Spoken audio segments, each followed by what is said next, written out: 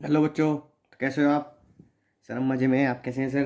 तुम भी मज़े में हो, मैं भी मौजे में हूँ। ठीक है। चलो तैयारी करते हैं ताकि मौजे से जूते मिटा सकें। राइट। तो पिछली क्लास में आपने क्या पढ़ा था? मार्केटिंग का पहला लेक्चर पढ़ा था, और जिसमें हमने पहला बेसिक कवर किया था।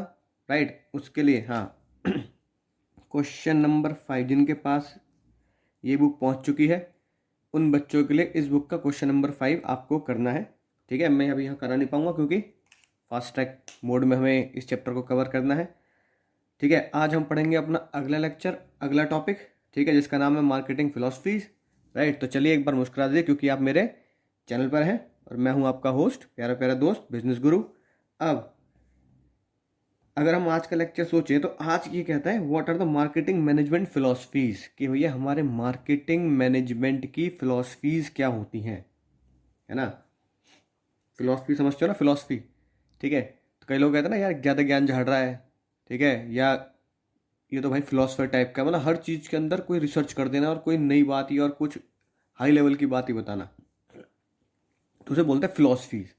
ठीक है, कि भैया आपकी क्या फिलोसफी रही है। राइट।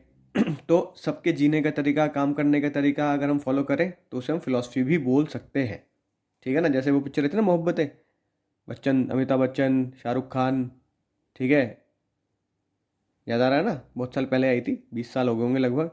ठीक है। इसमें वाला गाना था, हमको हमी से चुरा लो, दिल में कहीं तुम छुपा लो।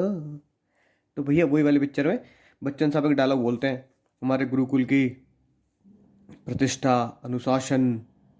ठीक है, ये सब तो वो फिलॉसफीज होती हैं। समझ में ना बात? ऐसी जो प्रतिष्ठा है, अनुशासन है, और क्या कहते हैं, आपके डिसिप्लिन है। अब हिंदी में बड़े खतरनाक खतरनाक वर्ड से बोलते हैं बच्चन साहब, तो उस पिक्चर में याद आ रहा होगा ना। तो वो फिलॉसफी होती है। ऐसी मार्केटिंग की कुछ फिलॉसफीज थी, यानी कुछ फिलोसफर बड़े बड़े हुए, फिलिप कॉटलर जैसे, तो उन्होंने कहा कि भाई कुछ मार्केटिंग की फिलॉसफीज होती थी कि ऐसा करो तो ये रिजल्ट आएगा। ठीक है, तो आज हमें वही फिलॉसफी पढ़नी है। तो सबसे पहली जो फिलॉसफी थी मार्केटिंग की, सबसे पहली, ठीक है, तो सबसे पहली मार्केटिंग की फिलॉसफी थी प्रोडक्शन कॉन्सेप्ट। अब देखो ये प्रोडक्शन कॉन्सेप्ट क्या कहता है। प्रोडक्शन कॉन्सेप्ट ये कहता है कि पुराने ज़माने में लोग सोचते थे, मम्मी से पूछना, मम्मी से, है ना, सबसे बेस्ट एग्जाम्पल मेरी मम्मी बताती हैं कि पहले ना सबसे 90s में, मतलब समझ लो 80s के एंड की बात कर लो या 90s के शुरू शुरू की बात कर लो, है ना, तो तुम लोग शायद पिछले जन्म में रहे होंगे, तो इसलिए तुम्हें याद नहीं आ रहा कि तुम पिछले जन्म में थे। तो तुम्हारे पिछले जन्म में मम्मी थी तो थी, मम्मी से पूछना, तब खाना कढ़ाई में बनता था तो बहुत टाइम लगता था बनने में, गैस भी ज़्यादा लगती थी, टाइम भी ज़्यादा लगता था। फिर आया प्रेशर कुकर, है ना, क्या आया? कुकर। ठीक है, जो सीटी मारता है। ठीक है ना? तो प्रेशर कुकर आया, उसमें भैया वही चीज़ इतनी बहुत जल्दी बन जाती थी, उबल गया, चावल भी जल्दी उबल गए, दाल भी उबल गई। ठीक है, आलू की सब्जी बनाई, है ना, वो भी उबल गई। तो भाई ये तो बड़ी बड़ी मज़ेदार बात है। तो प्रेशर कुकर की इतनी डिमांड थी, इतनी डिमांड थी, मेरी मेरी मदर बताती हैं कि जब प्रेशर कुकर, क्या कहते हैं, सोसाइटी में पहली बार पहुंचा, जहाँ रहते थे पहले मम्मी पापा, तो वो देखने गए प्रेशर कुकर होता क्या है जिसके यहाँ पहली बार आया। समझ रहे हो ना? कि यार एक चीज़ आई है, देख मैं तुझे दिखाता हूँ। जैसे आजकल नया कोई मोबाइल लेता है, यार ये कौन सा मॉडल आया मोबाइल का, यार ये नया आया, तो वो देखते ना ऐसी। तब क्या था, प्रोडक्शन कॉन्सेप्ट चलता था। तब ये था कि प्रेशर, हॉकिंस, है ना, हॉकिंस से इम्पोर्ट के जितने कुकर आप बना के इंडिया में भेजो सब बिकने। कोई नहीं देखता कि प्रेशर कुकर की क्वालिटी क्या है, रबड़ कैसी है, स्टील कैसा है, सीटी मारेगा फट तो नहीं जाएगा। ठीक है। राइट। तो वो तो प्रोडक्शन कॉन्सेप्ट कहता था बनाते चले जाओ, बनाते चले जाओ, बनाते चले जाओ, और वो बिकना ही बिकना है। यानी कि इकोनॉमिक्स की भाषा में ये वाली बात, डिमांड एक्सीड द सप्लाई, यानी कि आपकी डिमांड इतनी ज़्यादा है कि सप्लाई कम पड़ जाती है ना। और डिमांड एंड सप्लाई के आपको रूल पता है। ठीक है ना? तो सेलिंग यानी बेचना, कोई दिक्कत ही नहीं थी बेचने की, तो इंसान को पता था बिकना ही बिकना है। राइट। तो प्रोडक्शन कॉन्सेप्ट क्या बोलता है? बनाओ, बिना किसी टेंशन के ना, जितना बनाओगे उतना बिकेगा ही बिकेगा। ठीक है ना? राइट। तो कोई टेंशन नहीं होती थी। तो ये था हमारा प्रोडक्शन कॉन्सेप्ट। ठीक है। तो अगर आप बात देखें प्रोडक्शन कॉन्सेप्ट की, तो लिखा है ना, large scale production there for greater emphasis placed on the improving the product and distribution of efficiency. Right. तो बस किस पे कॉन्सेप्ट होता था, कि पे काम करते थे कि बस बनाते चले जाओ, टेंशन मतलब बिकना तो है ही। फिर भैया जमाना आगे बढ़ा। ठीक है। फिर लोगों ने कहा कि प्रोडक्शन से कोई मज़ा नहीं आ रहा, कि बस बना हुआ घटिया सामान खरीद लें हम, है ना। अब तुम कुछ भी बना दो तो हम कुछ भी खरीद लेंगे क्या, ठीक है, समझ में ना बात। तो कूड़ा बना दोगे तो कूड़ा खरीद के ले आए घर पे, तो लोगों ने कहा ये गलत बात है भाई, मज़ा नहीं आ रहा, ऐसे सही नहीं चल रहा प्रेशर कुकर, ठीक है। फिर कंपटीशन का ज़माना आया, यानी कि फिर हॉकिंस के अलावा दूसरे प्रेशर कुकर आए इम्पोर्टेड। फिर इंडिया ने भी प्रेशर कुकर बनाने शुरू करे, है कि नहीं बात। जैसे पहले नोकिया होता था, नोकिया, तुम्हें बताया ना एक बात कि दुनिया की पहली वायरलेस कॉल, वायर वाली नहीं, वायरलेस कॉल नोकिया के फ़ोन से हुई। तो नोकिया राजा हुआ करता था कि भैया, अगर नोकिया एप्पल आईफोन की तरह था, ब्रांड इमेज मतलब नोकिया। तो अब सोचो, फिर लोगों ने कहा ऐसा थोड़ी कि नोकिया जो कहेगा हम वही खरीदते रहेंगे, नहीं, फिर लोगों ने क्वालिटी पे, है ना, फिर हम लोगों ने चेक किया क्वालिटी क्या होनी चाहिए, है ना। फिर लोगों ने कहा चीज़ वही होनी चाहिए जो यूज़ करने के बाद ऐसे सिंबल ऐसे बना जाए, मज़ा आ गया मज़ा, ठीक है ना। तो लोगों ने क्वालिटी के ऊपर ध्यान देना शुरू किया, ठीक है। तो लो प्राइस मेयर अवेलेबल, कि भैया दुनिया में प्रोडक्ट अवेलेबल है, ठीक है ना, और कम दाम में अवेलेबल है, इसकी वजह से सेल हो जाए, कोई फ़ायदा नहीं है। तो आईफोन इसका आजकल बेस्ट एग्जाम्पल है, ठीक है ना। तो लोगों को लगता है कि ब्रांड सिंबल होना चाहिए, क्वालिटी अच्छी होनी चाहिए, तो हम पैसे ज़्यादा देने के लिए भी तैयार है। तो फिर नई फिलॉसफी निकल के आई कि बनाया जाओ और बिकेगा भूल जाओ। अब बिकेगा वही, है ना, जो बढ़िया क्वालिटी का होगा, बिल्कुल सुपर 30 पिक्चर देखी ना उसकी तरह। अब राजा का बेटा राजा होगा ऐसा नहीं चलेगा, अब राजा वही बनेगा जो हकदार होगा, बता रहे हैं, है कि नहीं बात। तो बिल्कुल वही डायलॉग ऋतिक रोशन के हिलाएगा, अब राजा वही बनेगा, माल उसका ही बिकेगा जो बढ़िया क्वालिटी का होगा। तो फिर ज़माना बदला, किस पे आ गए हम, प्रोडक्ट कॉन्सेप्ट पे आ गए, ठीक है। फिर भैया आई एयरटेल वाली दीदी, ठीक है ना, एयरटेल वाली दीदी दिख रही है ना, राइट। अब क्योंकि फास्ट ट्रैक मोड में है तो मैं तुम्हें ऐड नहीं दिखा सकता है, राइट। डिटेल मोड में होता तो मैं जरूर ऐड दिखाता। एयरटेल वाली दीदी ने ये बात करी जिसकी फोटो ही बन रही है, राइट। एयरटेल ने बोला कि भैया कुछ भी करके, जो सबसे बड़ी गलती रही एयरटेल की, ठीक है, कुछ भी करके कैसे भी करके बेको, बाय, जिसे बोलते हैं ना इंग्लिश कहावत है, बाय हुक और क्रुक सामान बिकना चाहिए, है ना। हिंदी में बोले तो साम दाम दंड भेद, कुछ भी करके माल बेच दो। तो एयरटेल ने ये कॉन्सेप्ट अपनाया, उन्होंने कहा दुनिया में, इंडिया में एयरटेल से तेज कहीं भी नेटवर्क मिल जाए 4G तो 1 साल का बिल फ्री लिखा है। If your network is faster we will pay your mobile bill for life for their 4G। अरे 1 साल नहीं, लाइफ, जिंदगी भर के लिए 4G का बिल आपका फ्री होगा। बहुत केस हुए एयरटेल के ऊपर, पता है, नेट पे पढ़ोगे ना तुम, दुनिया भर के एयरटेल के ऊपर केस हुए कि हम बता रहे हैं कि ये वाला हमारा, ये वाला, उस टाइम पे जियो नहीं था जब ये ऐड आया था कि भैया वोडाफोन का तेज चल रहा है, आइडिया का तेज चल रहा है, चेक कर लो, बहुत सारे केस हुए, तो हमारा बिल फ्री करो। इसे उन्होंने क्या बोला, इन्होंने बोला एग्रेसिव सेलिंग।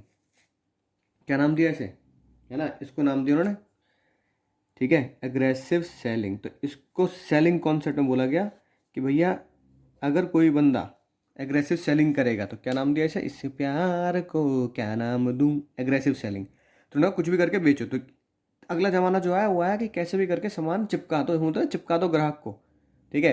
ये मत सोचो बाद में तुम्हारी अच्छाई करेगा बुराई करेगा, बाद में आएगा नहीं आएगा, चिपका दो। तो ये लिखा है, ठीक है, पढ़ सकते हैं, जिनके पास ये बुक है वो पढ़ते चले जाए, जिनके पास ये बुक नहीं पहुंचे तो जिस भी बुक से आप पढ़ रहे हैं ध्यान से पढ़ें, खासकर ये ब्लू और रेड लाइन जो है, ठीक है ना।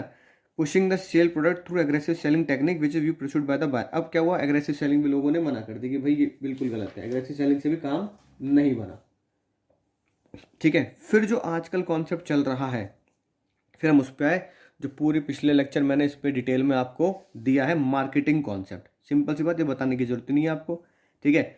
फिर ये कॉन्सेप्ट ये आया कि अगर मार्केट में जिंदा रहना है, अपने प्रोडक्ट को ऊंचाइयों तक लेके जाना है और सदा बाहर रखना है, ठीक है, तो एक ही चीज़ पे ध्यान रखो, कस्टमर की नीड वांट और उसको सेटिस्फाई करना, उसको वैल्यू देना, ही क्या है, सक्सेस है ऑर्गेनाइजेशन का।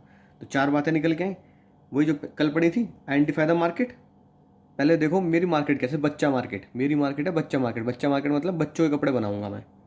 नीड एंड वांट, बच्चों का आजकल कैसे कपड़े पहन रहे, बच्चे आजकल तो बहुत खतरनाक खतरनाक कपड़े पहन रहे हैं, कि नहीं बात। छोटे छोटे अगर बच्चे भी हैं तो, छोटी एक लड़की भी है 2-3 साल की, तो उसका भी लहंगा बन रहा है आजकल शादी में, ठीक है। तो नीड एंड वांट, ऐसे प्रोडक्ट बनाओ कि लोग, और जरा से कपड़े हैं बच्चे के छोटे छोटे से ही, वही कपड़े बड़ों जितने महंगे हैं, है कि नहीं बात।